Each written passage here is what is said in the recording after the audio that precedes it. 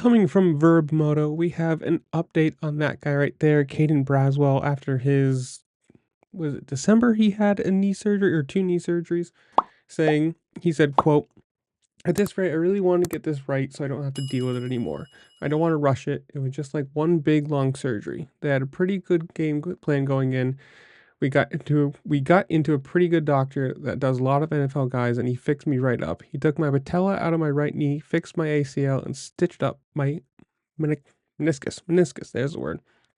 Goes on to say, he spent 4 or 5 weeks on crutches and 2 or 3 weeks walking, and now he's on his bike.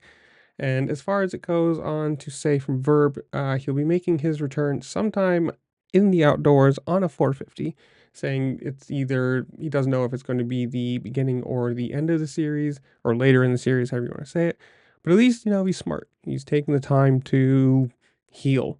A lot of these people, you have such a short career and everything's so uh, production based, I guess you want to say it, that a lot of people, they get an injury, they get, healed just enough to ride or just enough to race, and they go do it and never really heal it. So it never really stays or never really fixes itself, and it's always just lingering. So it's good of him to take the time, fully heal, and then come back when he's, ready and can be competitive and not have to worry about it. But comments below, you guys tell me.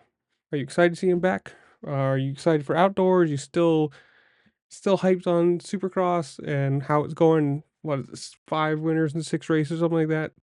To me, it's great. But comment down below, whatever you think, whoever you think's gonna win the next round, or who do you want to win 450s and 250s overall, whatever it is. Comment down below. And while you're down there, make sure to like, share, subscribe, do all the fun things this platform allows you to do, because it really just helped me out and I appreciate it. And with that, I'll see y'all later. Peace.